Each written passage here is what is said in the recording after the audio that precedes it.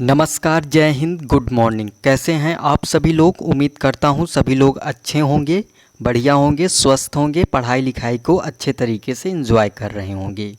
साथियों, डिस्कस करेंगे हम लोग इम्पॉर्टेंट क्वेश्चंस को जो आपके एग्ज़ाम के लिए महत्वपूर्ण है। अगर आप कला विषय से किसी भी एग्ज़ाम की प्रिपरेशन कर रहे हों तो आपके लिए ये सेशन मोस्ट इम्पॉर्टेंट है।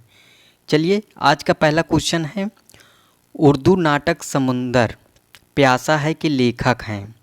उर्दू नाटक समुंदर प्यासा है के लेखक हैं। Option a Pradosh Das Gupta, option b Gopal Ghosh, option c Ghulam Rasool Santosh and last option d Dattu Bhaiya. तो उर्दू नाटक समुंदर प्यासा है के लेखक कौन है? तो ऑप्शन सी गुलाम रसूल संतोष। अगर बात किया जाए गुलाम रसूल संतोष, इन्हें शॉर्ट फॉर्म में GR संतोष के नाम से जाना जाता है।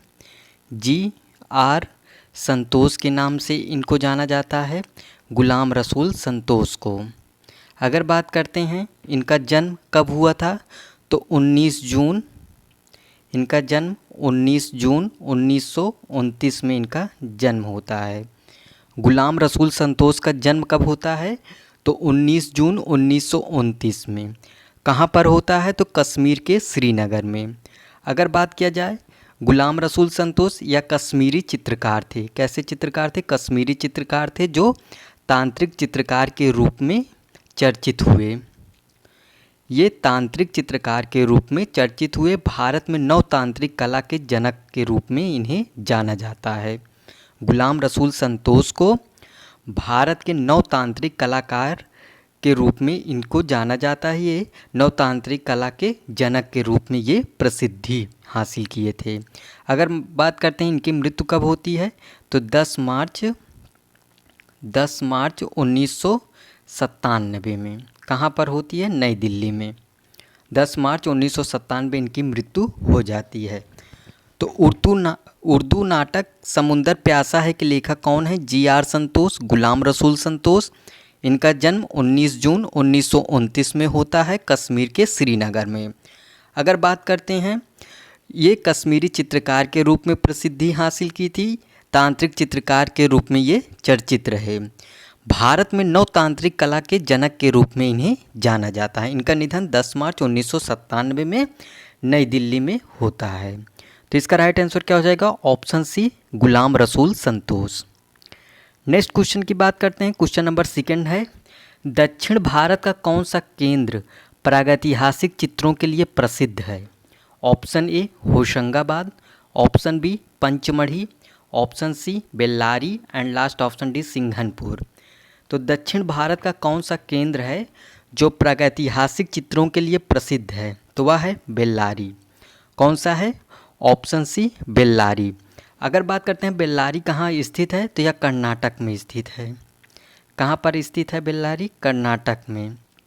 इसकी खोज कब होती है? 1892 में। बेल्लारी की खोज कब होती है? 1892 में। किसने किया था? तो F फॉसेट महोदय ने। बेल्लारी के शैल चित्रों को F फॉसेट ने खोजा था। उत्तर पाषाण कालीन मानव निवास का प्रमुख केंद्र था बेल्लारी। उत्तर पाषाण कालीन मानव निवास का प्रमुख केंद्र था बेल्लारी। जादू के विश्वास के सर्वाधिक चित्र अंकित किए गए हैं कहाँ पर? बेल्लारी में। जादू के विश्वास के सर्वाधिक चित्र अंकित किए गए हैं बेल्लारी में। बेल्लारी में एक इम्पॉर्टेंट है, 6 कोणों का सितारा यहाँ से प्राप्त है। 6 कोणों का सितारा, 6 कोणों का सितारा कहाँ से प्राप्त है? बेल्लारी से। 6 कोणों का सितारा यहाँ पर अंकित है। अगर बात किया जाए बेल्लारी गुफा स्पेन की कोगुल गुफा की आदिम चित्रकला के समान है। एक बार ध्यान से समझिएगा, दक्षिण भारत का कौन सा केंद्र प्रागैतिहासिक चित्रों के लिए प्रसिद्ध है? तो वह बेल्लारी है। बेल्लारी कहाँ स्थित है? कर्नाटक में स्थित है। इसकी खोज 1892 में बेल्लारी के शैल चित्रों को F फॉसेट ने खोजा था। उत्तर पाषाण कालीन मानव निवास का प्रमुख केंद्र था बेल्लारी। जादू के विश्वास के सर्वाधिक चित्र अंकित किए गए हैं कहाँ पर? बेल्लारी में। बेल्लारी से 6 कोणों का सितारा यहाँ पर अंकित है बेल्लारी गुफा स्पेन की कोगुल गुफा की आदिम चित्रकला के समान है। तो इसका राइट आंसर क्या हो जाएगा? Option C Bellary. Next question की बात कर लेते हैं। क्वेश्चन नंबर 3, हड़प्पा लिपि में कुल कितने अक्षरों का प्रयोग किया गया है? हड़प्पा लिपि में कुल कितने अक्षरों का प्रयोग किया गया है? ऑप्शन ए है 300, ऑप्शन बी है 267, ऑप्शन सी है 400 एंड लास्ट ऑप्शन डी है 600। तो हड़प्पा लिपि में कुल कितने अक्षरों का प्रयोग किया गया है? 400 अक्षरों का। कितने? 400। इसका राइट आंसर क्या हो जाएगा? ऑप्शन सी 400। हड़प्पा लिपि कैसी थी? चित्रात्मक। हड़प्पा लिपि कैसी थी? चित्रात्मक। नेक्स्ट क्वेश्चन की बात कर लेते हैं। क्वेश्चन नंबर 4, मुंबई के गेटवे ऑफ इंडिया से एलिफेंटा गुफाएं कितनी दूरी पर स्थित है? मुंबई के गेटवे ऑफ इंडिया से एलिफेंटा गुफाएं कितनी दूरी पर स्थित है? Option A 10 kilometre, option B 11 kilometre, option C 12 kilometre and last option D 20 kilometre. तो मुंबई के गेटवे ऑफ इंडिया से एलिफेंटा गुफाएं की दूरी कितनी है? 11 किलोमीटर। इसका राइट आंसर क्या हो जाएगा? Option B 11 kilometre. अगर बात किया जाए मुंबई के रायगढ़ जिले के अंतर्गत अरब सागर में एलिफेंटा द्वीप पर यह स्थित है एलिफेंटा गुफा। महाराष्ट्र के रायगढ़ जिले के अंतर्गत अरब सागर में एलिफेंटा द्वीप पर यह स्थित है। अगर बात करते हैं, इंपॉर्टेंट क्वेश्चन है कि एलिफेंटा गुफा किससे घिरा हुआ है? तो यह समुद्र से। एलिफेंटा गुफा समुद्र से घिरा हुआ है। अगर बात करते हैं, इसका प्राचीन नाम घारापुरी और इसमें 7 गुफाएं प्राप्त हैं। एलिफेंटा गुफा में कितनी गुफाएं प्राप्त हैं? 7 गुफा प्राप्त है। जो किस धर्म से संबंधित है? शैव धर्म से। शैव धर्म से यह संबंधित है। 7 गुफाएं प्राप्त है। अगर बात करते हैं, इसका निर्माण 5वीं से 8वीं सदी के बीच इसका निर्माण हुआ था। किसके द्वारा? राष्ट्रकूटों के सामंत शिलाहारों द्वारा इसका निर्माण किया गया था। इसकी प्रसिद्धि क्या है? त्रिमूर्ति। एलिफेंटा गुफा किस लिए प्रसिद्ध है? तो यह त्रिमूर्ति के लिए यह प्रसिद्ध है। तो इसका राइट आंसर क्या हो जाएगा? Option B 11 kilometre. Next question, Warli painting कहाँ की है? Option A Maharashtra, option B Punjab, option C Bihar and last option D Rajasthan. तो वर्ली पेंटिंग कहाँ की है? महाराष्ट्र की। यह कहाँ की है? महाराष्ट्र। ऑप्शन ए इसका राइट आंसर हो जाएगा। अगर बात करते हैं, इसका इम्पोर्टेंट फैक्ट कुछ है। यहाँ बनाई जाती है कहाँ पर? महाराष्ट्र में। महाराष्ट्र में यह बनाई जाती है और किस पर? दीवार पर। वर्ली पेंटिंग किस पर की जाती है? तो दीवार पर। यह किस पर की जाती है? तो दीवार पर। दूसरा इम्पोर्टेंट है, किसके द्वारा बनाई जाती है यह? तो महाराष्ट्र की वर्ली जनजाति द्वारा। महाराष्ट्र के ये वर्ली क्या है? एक जनजाति हैं, उनके द्वारा यह दीवार पर पेंटिंग की जाती है। तो वर्ली पेंटिंग कहाँ की है? महाराष्ट्र की है। या महाराष्ट्र में बनाई जाती है। किस पर बनाई जाती है? दीवार पर। किसके द्वारा बनाई जाती है? तो महाराष्ट्र की वर्ली जनजाति द्वारा। नेक्स्ट क्वेश्चन, क्वेश्चन नंबर 6 की बात कर लेते हैं। 6 क्वेश्चन है, पाल चित्रकला किस प्रदेश की है? पाल चित्रकला किस प्रदेश की है? Option A Bengal, option b Rajasthan, option C Bihar and last option d Madhya प्रदेश।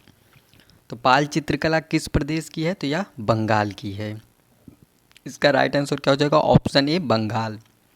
अगर बात करते हैं पाल शैली, इसी को पूर्वी शैली के नाम से जाना जाता है। पाल शैली को पूर्वी शैली के नाम से जाना जाता है। इसका समय 750 से 1197 ईस्वी। 750 से 1197 ईस्वी इसका समय था। भारत में लघु चित्रों की शुरुआत पाल शैली से होती है, यानी पाल शासक ने इसकी शुरुआत की थी। लघु चित्र का मतलब क्या होता है? ये आकार में क्या होते हैं? लघु होते हैं। लघु चित्र आकार में लघु होते हैं, यानी छोटे छोटे चित्र होते हैं। तो भारत में लघु चित्रों की शुरुआत पाल शासक ने की थी। पोथी चित्रण का प्रारंभ कहाँ से माना जाता है? पाल शैली से। पोथी चित्रों का प्रारंभ कहाँ से माना जाता है? पाल शैली से माना जाता है। इसका 3 प्रमुख केंद्र था। एक बंगाल, बिहार एवं नेपाल। इसका 3 प्रमुख केंद्र है, बंगाल, बिहार एवं नेपाल। पाल चित्रकला किस प्रदेश की है? बंगाल। नेक्स्ट क्वेश्चन की बात कर लेते हैं, क्वेश्चन नंबर 7। राजस्थान की सबसे पुरानी शैली है? ऑप्शन ए मेवाड़ शैली, ऑप्शन बी मारवाड़ शैली, ऑप्शन सी हड़ौती शैली and last option D Chamba शैली। तो राजस्थान की सबसे पुरानी शैली कौन सी है? मेवाड़ शैली। इसका राइट आंसर क्या हो जाएगा? ऑप्शन ए मेवाड़ शैली। अगर बात करते हैं मेवाड़ राज्य की नींव कब पड़ी थी? 728 ईस्वी में। 728 ईस्वी में मेवाड़ राज्य की नींव पड़ी थी। किसके द्वारा? बापा रावल द्वारा। बापा रावल द्वारा 728 में मेवाड़ राज्य की नींव पड़ी थी। अगर बात करते हैं मेवाड़ शैली की उत्पत्ति कब होती है? 1605 ईस्वी में। मेवाड़ शैली की उत्पत्ति कब होती है? 1605 ईस्वी में। ठीक है, 1605 ईस्वी के पूर्व मेवाड़ शैली की उत्पत्ति होती है। प्राचीनतम राजस्थानी शैली मेवाड़ ही है। नेक्स्ट क्वेश्चन की बात कर लेते हैं, क्वेश्चन नंबर 8। बैजनाथ किस शैली का कलाकार था? इम्पॉर्टेंट है। ऑप्शन ए अजमेर शैली, ऑप्शन बी देवगढ़ शैली, ऑप्शन सी नागौर शैली and last option D Sikh शैली। सिख शैली। अगर बात करते हैं बैजनाथ किस शैली का कलाकार था, तो यह देवगढ़ शैली का कलाकार था। किस शैली का कलाकार था? देवगढ़ शैली का। अगर बात करते हैं देवगढ़, यह मेवाड़ शैली का उपशैली है। किसकी उपशैली है? मेवाड़। देवगढ़ शैली या मेवाड़ शैली की उपशैली है। अगर बात करते हैं देवगढ़, इसकी खोज किसने किया था? तो श्रीधर अंधारे ने देवगढ़ शैली की खोज की थी, श्रीधर अंधारे ने। अगर बात करते हैं देवगढ़ के सरदार कहलाते थे रावत। देवगढ़ के सरदार किसे कहा जाता है? रावत को। और बैजनाथ के रावत जो है बैजनाथ का प्रमुख चित्र, अगर बात करते हैं बैजनाथ का प्रमुख चित्र, जैसे रावत नाहर सिंह सुअरों का शिकार करते हुए, बेंत के पेड़ के नीचे 3 नायिकाएं, ये बैजनाथ का प्रमुख चित्र है। तो बैजनाथ किस शैली का कलाकार था? देवगढ़ शैली का। देवगढ़ शैली या मेवाड़ की उपशैली है। इसके खोजकर्ता कौन है? श्रीधर अंधारे ने। अगर बात करते हैं देवगढ़ के सरदार कहलाते थे रावत, और बैजनाथ का प्रमुख चित्र है जैसे रावत नाहर सिंह सुअरों का शिकार करते हुए, ये सब क्या है? प्रमुख है। नेक्स्ट क्वेश्चन, क्वेश्चन नंबर 9 की बात कर लेते हैं हम। जहांगीर का मकबरा कहाँ है? Option A Lucknow, option B Agra, option C Lahore and last option D Fatehpur. तो जहांगीर का मकबरा कहाँ है? लाहौर में है। लाहौर में कहाँ है? शाहदरा। लाहौर के शाहदरा में जहांगीर का मकबरा स्थित है। नेक्स्ट क्वेश्चन, क्वेश्चन नंबर 10 की बात करते हैं। राजसी वैभव किस चित्र शैली के चित्रों में दर्शाया गया है? राजसी वैभव किस चित्र शैली के चित्रों में दर्शाया गया है? ऑप्शन ए है पाल शैली, ऑप्शन बी है जैन शैली, ऑप्शन सी है पहाड़ी शैली एंड लास्ट ऑप्शन डी है मुगल शैली। तो राजसी वैभव किस चित्र शैली के चित्रों में दर्शाया गया है? तो वह दर्शाया गया है मुगल शैली में। इसका राइट आंसर क्या हो जाएगा? ऑप्शन डी मुगल शैली। अगर बात करते हैं मुगलों की, अब ध्यान से फैक्ट समझिएगा, यहाँ से क्वेश्चन बनेगा फैक्ट से। मुगलों की दरबारी भाषा थी, मुगलों की दरबारी भाषा क्या थी? फ़ारसी। ये इम्पोर्टेंट है कि मुगलों की दरबारी भाषा क्या थी? फ़ारसी। अगर बात करते हैं मुगल शैली में किस प्रकार के विषयों का अभाव था? तो घरेलू जीवन। कैसा अभाव था? घरेलू जीवन। मुगल शैली में किस प्रकार के विषयों का अभाव था? तो घरेलू जीवन। अगर बात किया जाए, नेक्स्ट इम्पॉर्टेंट है कि मुगल कला कैसी कला थी? मुगल कला कैसी कला थी? तो दरबारी। मुगल कला कैसी कला थी? दरबारी थी। नेक्स्ट इम्पॉर्टेंट है कि मुगल कला का सबसे अधिक प्रभाव किस शैली पर पड़ा? तो बीजापुर। ये भी याद रखिएगा, ये इम्पॉर्टेंट है, बीजापुर पर पड़ा था। मुगल कला का सबसे अधिक प्रभाव किस शैली पर पड़ा? बीजापुर। किस शैली में प्रकृति का भावनात्मक चित्रण नहीं हुआ? तो मुगल शैली में। किस शैली में प्रकृति का भावनात्मक चित्रण नहीं हुआ था? तो मुगल शैली में। किस मिनिएचर पेंटिंग में अलंकृत बॉर्डर का प्रयोग किया गया? तो किस में किया गया? मुगल शैली में।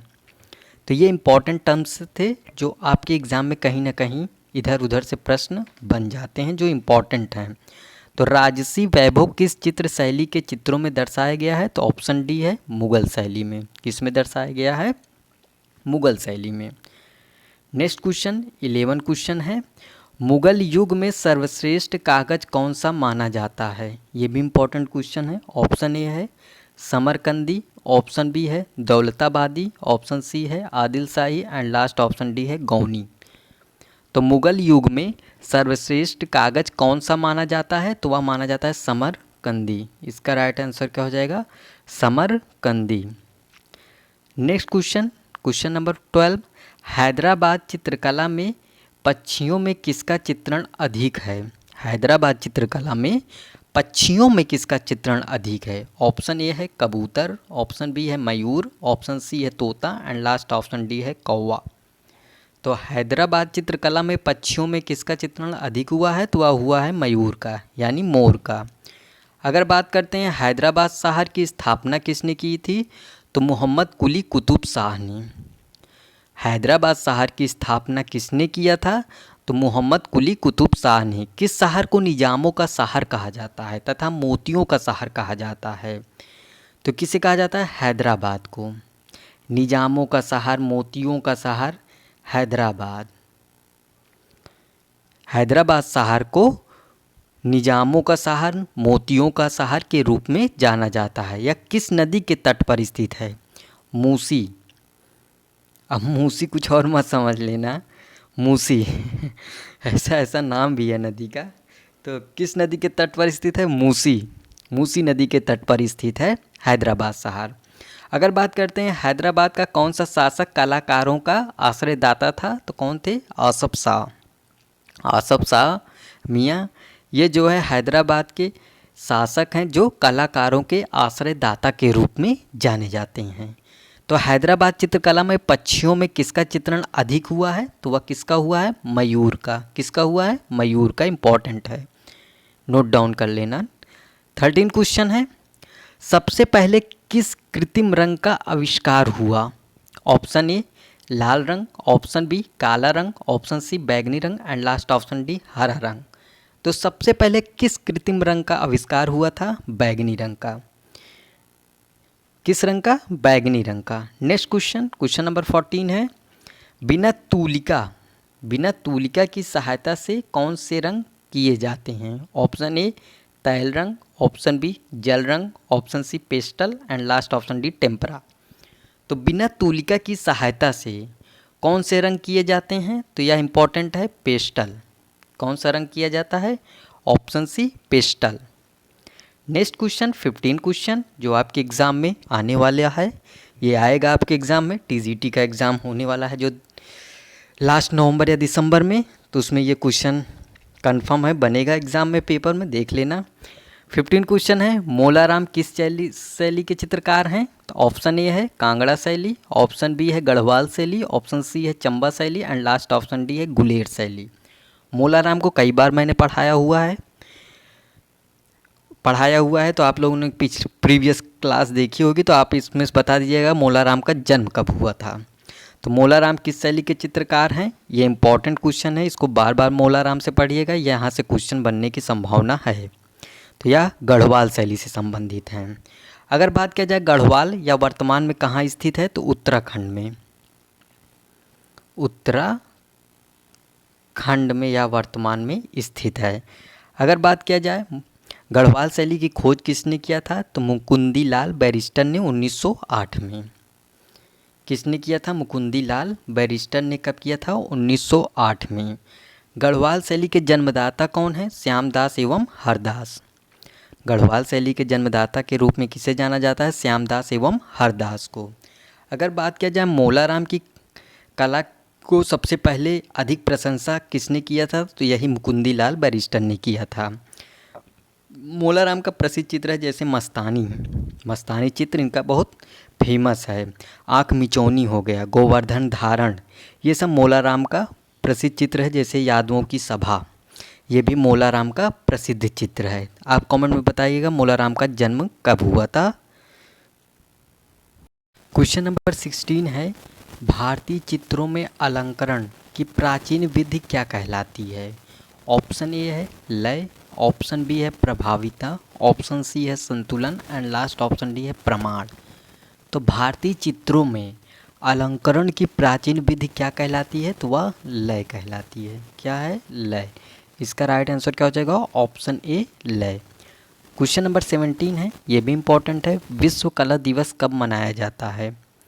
विश्व कला दिवस कब मनाया जाता है? ऑप्शन ए है 15 अप्रैल, ऑप्शन बी है 16 अप्रैल, ऑप्शन सी है 13 सितंबर एंड लास्ट ऑप्शन डी है 22 सितंबर। तो विश्व कला दिवस कब मनाया जाता है? या 15 अप्रैल को मनाया जाता है। इसका राइट आंसर क्या हो जाएगा? ऑप्शन ए 15 अप्रैल। अगर 18 क्वेश्चन की बात करते हैं तो बोस्टन संग्रहालय में निम्न में से कौन सी सचित्र पोथियाँ संग्रहित हैं? ऑप्शन ए है गीत गोविंद, ऑप्शन बी है राग रागनी, ऑप्शन सी है Ragamala and last option D है बाल गोपाल स्तुति। तो बोस्टन संग्रहालय में निम्न में से कौन सी सचित्र प्रतियां संग्रहित है? तो वह ऑप्शन डी बाल गोपाल स्तुति। क्वेश्चन नंबर 19 है, कला कल्पना की अभिव्यक्ति है। कला जो है वह कल्पना की अभिव्यक्ति है। यह कथन किसका है? Option A Croce, option B Plato, option C अरस्तु and last option D Shelley. Croce महोदय ने कहा था कला एक सहज ज्ञान है। क्रोचे ने कहा था कला जो है वह एक सहज ज्ञान है, सहज ज्ञान है। ये किसने कहा था? क्रोचे ने। क्रोचे ने कहा कला एक सहज ज्ञान है। प्लेटो ने कहा कला सत्य की अनुकृति है। कला सत्य की अनुकृति है, सत्य की अनुकृति है। कला सत्य की अनुकृति है, ये प्लेटो ने कहा। अरस्तु कला अनुकरण है, कला अनुकरण है। अरस्तु ने कहा कला अनुकरण है। और शैली ने कहा कला कल्पना की अभिव्यक्ति है। क्रोचे ने कहा कला एक सहज ज्ञान है। क्रोचे महोदय ने कहा कला एक सहज ज्ञान है। प्लेटो ने कहा कला सत्य की अनुकृति है। प्लेटो ने कहा कला सत्य की अनुकृति है। अरस्तु ने कहा कला अनुकरण है। अरस्तु ने क्या कहा? कला अनुकरण है। और शैली ने कहा कला कल्पना की अभिव्यक्ति है। इस प्रकार इसका राइट आंसर क्या हो जाएगा? ऑप्शन डी कला कल्पना की अभिव्यक्ति है। ये किसने कहा था? शैली ने।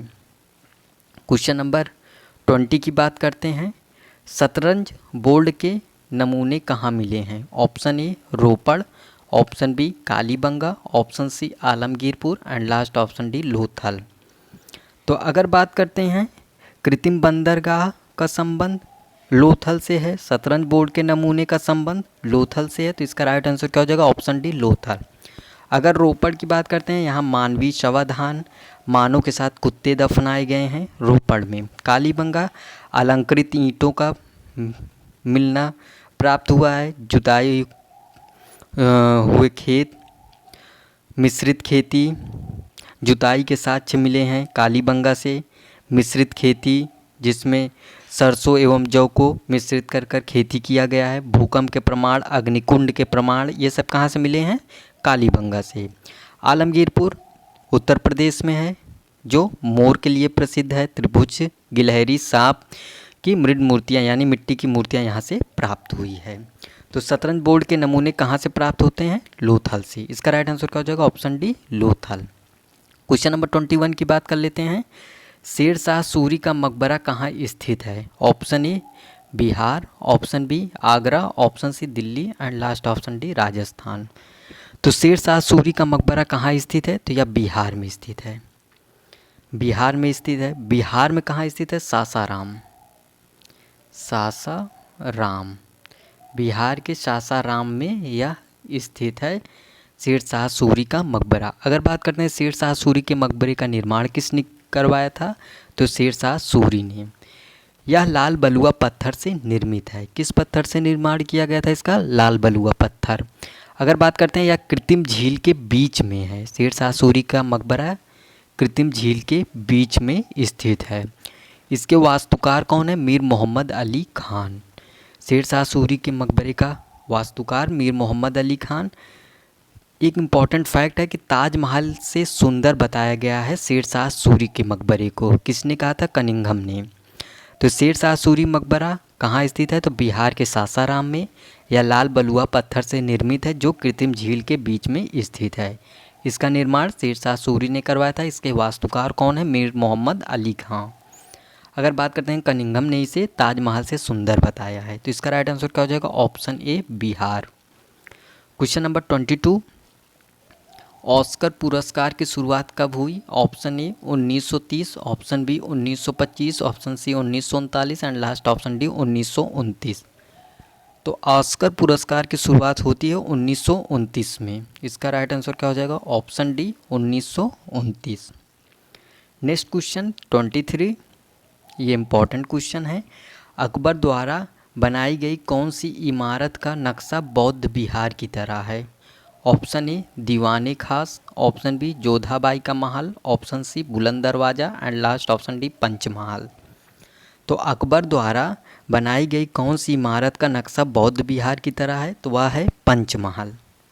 इसका राइट आंसर क्या हो जाएगा? Option d Panchmahal.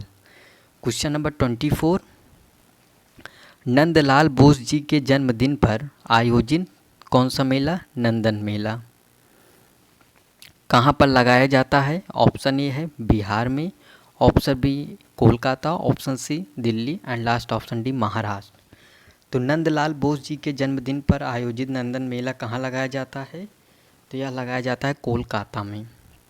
इसका राइट आंसर क्या हो जाएगा? Option B Kolkata. Question number 25 और आज का अंतिम क्वेश्चन, फ्रेस्को चित्रण में धरातल पर प्लास्टर की कितनी परत लगाई जाती है? फ्रेस्को में अगर बात करते हैं, ऑप्शन ए है आवश्यकता अनुसार, ऑप्शन बी है 1 परत, ऑप्शन बी है 2 परत, ऑप्शन सी है 3 परत। तो बात करते हैं फ्रेस्को चित्रण में धरातल पर प्लास्टर की कितनी परतें लगाई जाती है? तो वह 3 परत। इसका राइट आंसर क्या हो जाएगा? ऑप्शन डी 3 परत। राइट आंसर क्या हो जाएगा? ऑप्शन डी 3 परत। तो ये इम्पॉर्टेंट 25 क्वेश्चंस थे। उम्मीद करता हूँ सारे क्वेश्चंस आपको समझ में आया होगा। किसी क्वेश्चन में आपका डाउट है, क्वेरी वगैरह है, नहीं समझ में आया तो आप कमेंट बॉक्स में कमेंट करिएगा, हम उसको रिप्लाई करने की कोशिश करेंगे। और आपका स्कोर कार्ड क्या है ये आप कमेंट बॉक्स में ज़रूर बताइएगा। क्लास कैसे लगी ये भी आप कमेंट बॉक्स में बताइएगा। चलिए मिलते हैं नेक्स्ट वीडियो में।